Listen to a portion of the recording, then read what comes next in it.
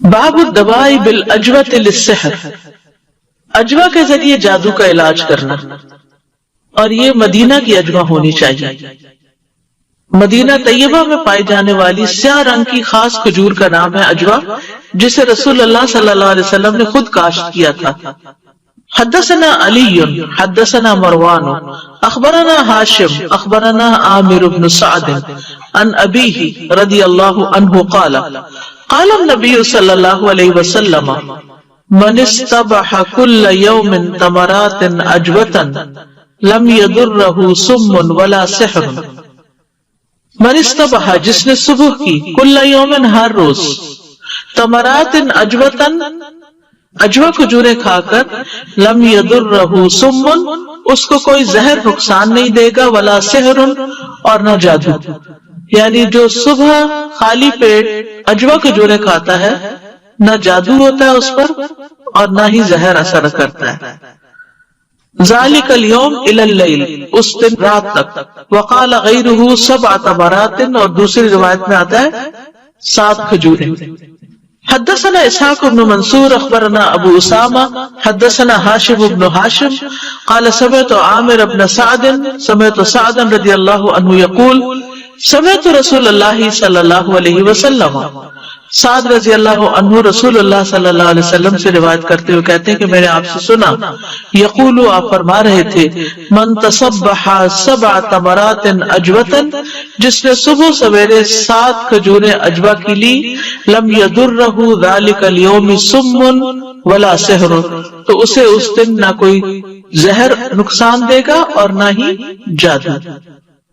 کہتے ہیں کہ یہ کھجوروں میں سے سب سے عمدہ کھجور اور بہترین کھجور ہے، جس کا نہ صرف یہ کہ گدا فائدہ مند ہے بلکہ اس کی گٹلی بھی دل کے امراض میں کام آتی ہے جب اس کو پیس کر کھجور کے ساتھ ملا کر کھایا جائے۔ آپ نے یہ علاج حضرت سعد کو بتایا تھا۔ اور نہار وہ عجوہ کو کھانا چاہیے، یعنی اس سے پہلے کچھ اور نہیں کھانا چاہیے، تو وہ اس کے معدے میں جائے گی تو ظاہر ہے کہ وہ اس کے جسم کا حصہ بھی بنے گی، اس کے اندر قوت مدافعت پیدا کرے گی۔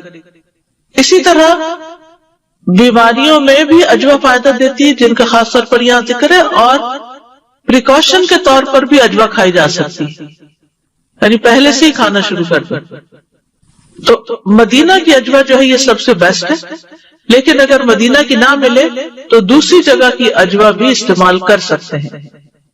پھر اسی طرح یہ ہے، عبداللہ بن عبد الرحمن معمر سے روایت ہے، وہ کہتے ہیں کہ ایک مرتبہ عامر بن سعد نے عمر بن عبد العزیز کو، جبکہ وہ مدینہ کے گورنر تھے، اپنے والد سعد بن ابی وقاص کے حوالے سے یہ حدیث سنائی کہ انہوں نے کہا، رسول اللہ صلی اللہ علیہ وسلم نے فرمایا، جو شخص صبح نہار مدینہ کے دونوں اطراف میں کہیں سے بھی عجوہ کھجور کے 7 دانے لے کر کھائے تو اس دن شام تک اسے کوئی چیز نقصان نہیں پہنچا سکے گی۔ راوی کا گمان ہے کہ انہوں نے یہ بھی فرمایا کہ اگر شام کو کھا لے تو صبح تک اسے کوئی چیز نقصان نہیں پہنچائے گی۔ عمر بن عبد العزیز نے فرمایا، اے عامر، سوچ لو کہ تم رسول اللہ صلی اللہ علیہ وسلم کے حوالے سے کیا حدیث بیان کر رہے ہو۔ تو عامر نے کہا کہ اللہ کی قسم، میں نے سعد رضی اللہ عنہ پر جھوٹ نہیں باندھا، اور یہ کہ سعد رضی اللہ عنہ نے رسول اللہ صلی اللہ علیہ وسلم پر بھی جھوٹ نہیں باندھا، یعنی یہ بالکل سچی بات ہے جو میں ان کے حوالے سے کر رہا ہوں۔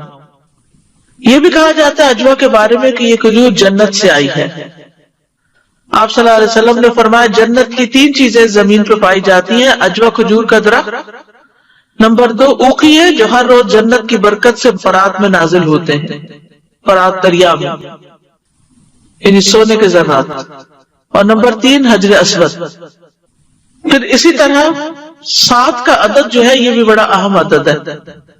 آپ نے بیماری میں کہا تھا کہ مجھ پہ 7 مشقیں پانی کی ڈالو، 7 دفعہ دعا پڑھنے کو کہا جاتا ہے، تو 7 کا ہندسہ جو ہے، یعنی نبی صلی اللہ علیہ وسلم نے 7 ٹائم ریپیٹیشن کے بارے میں کئی معاملات میں حکم دیا ہے، اور یہ ریپیٹیشن دراصل تکرار فائدہ دیتی ہے کہ اگر ایک دفعہ ایک بات ہم نے ٹھیک سے نہیں کی، پھر کر لیں، پھر کر لیں، پھر کر لیں، یعنی ایک رعایت ہے، رخصت ہے۔